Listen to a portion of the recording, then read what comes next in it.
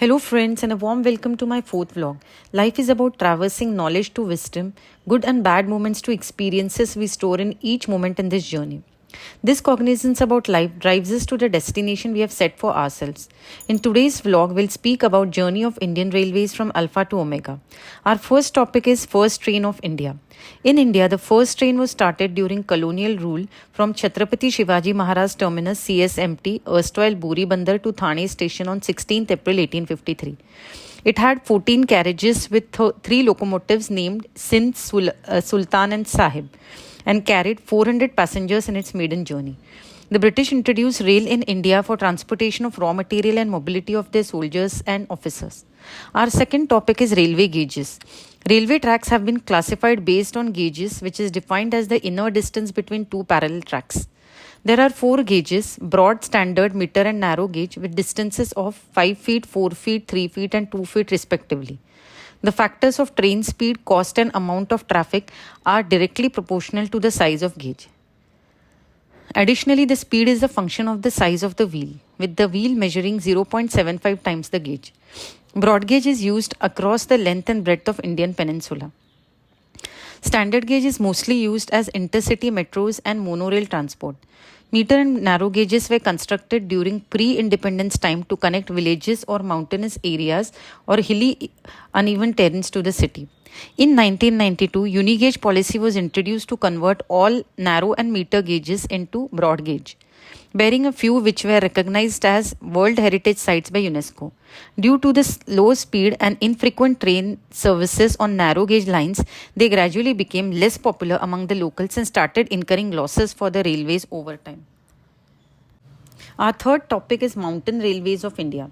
There are 3 mountain railways of India. First, Darjeeling Himalayan Railway. The Darjeeling Himalayan Railway was the first narrow gauge railway opened in 1881, running from New Jalpaiguri to Darjeeling on the foothills of Himalayas in West Bengal. It is situated at an altitude of 2,258 meters above sea level and covers a distance of 88.48 kilometers. Second, Nilgiri Mountain Railway. The Nilgiri Mountain Railway is a 45.88 km long meter gauge railway that was proposed in 1854 in Tamil Nadu. However, due to challenging mountain terrains, its construction began in 1891 and was eventually completed in 1908. It operates between Chennai and Ooty. Third, Kalka Shimla Railway. The Kalka Shimla Railway is a 96.6 km long railway in Himachal Pradesh located in the town of Shimla. It boasts of world's largest tunnel and highest multi-arc gallery bridge at its time. These are mountain railways of India built in the 19th century, exemplify engineering and the latest technology of their time.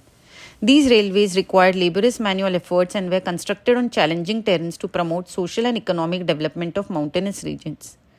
Our fourth topic is the luxury trains of India. The elite royal trains of India explore the rich cultural heritage of India in the lap of luxury. They are known for their magnificent interiors, majestic ambience, lavish gastronomical delights, regal butler services, high-end technological tires, which leave the traveler feeling no less than an emperor. In India, there are 7 luxurious trains operating across the country: the Maharaja Express, the Palace of Wheels, the Deccan Odyssey, the Golden Chariot, the Royal Orient Train, the Fairy Queen Express, and the Heritage on Wheels. Our fifth topic is Vande Bharat Express. Vande Bharat train is an EMU, electric multiple unit, and was manufactured at the Integral Coach Factory ICF in Perambur, Chennai under the Make in India program. It is a short distance semi-high speed daytime electric unit, also known as Train 18, due to its target of being developed by 2018. The first Vande Bharat Express from New Delhi, national capital, to Varanasi via Kanpur and Prayagraj was flagged by our Honorable Prime Minister Shri Narendra Modi. Features of Vande Bharat which make it special. First, the Vande Bharat Express does not have a locomotive. It is a complete train set without any brakes or separations in coaches.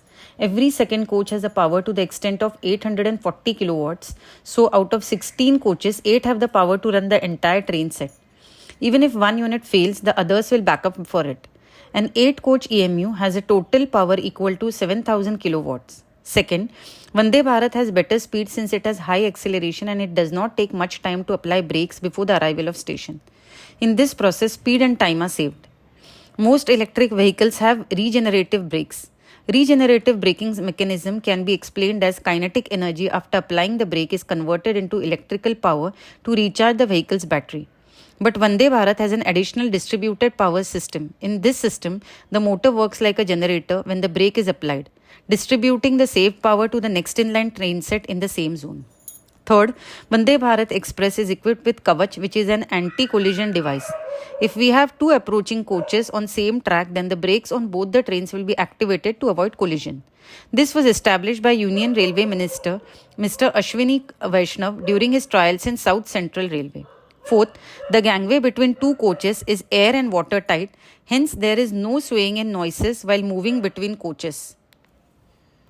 Now lastly, the current happenings. From 2019 till date, 25 blue-white Vande Bharat trains have been operational.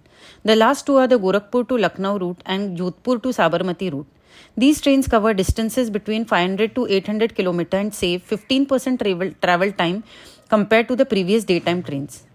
In the financial year 23-24, mini Vande Bharat trains will be launched where passenger traffic is low and the routes are shorter. By financial year 2030-31, sleeper electric multiple units will be operational and all old coaches will be replaced by latest Vande Bharat coaches and Link Halfman Bush coaches. On 6th August 2023, Honorable Prime Minister Shri Narendra Modi laid the foundation stone for the redevelopment of 508 railway stations across the country, allocating a budget of 24,470 crores. Furthermore, 1,300 stations in 27 states and union territories will receive new lease of life. Shri Narendra Modi stated that every station will exhibit a glimpse of its cultural heritage, modern facilities and environment friendliness. The endeavor will focus on offering modern aspirations alongside ancient heritage to deliver the best possible experience with an emphasis on clean green energy. Amrit stations will be built to lead the world in reducing carbon footprint by adopting below standards. First, 100% railway line electrifications with all trains converted with EMU.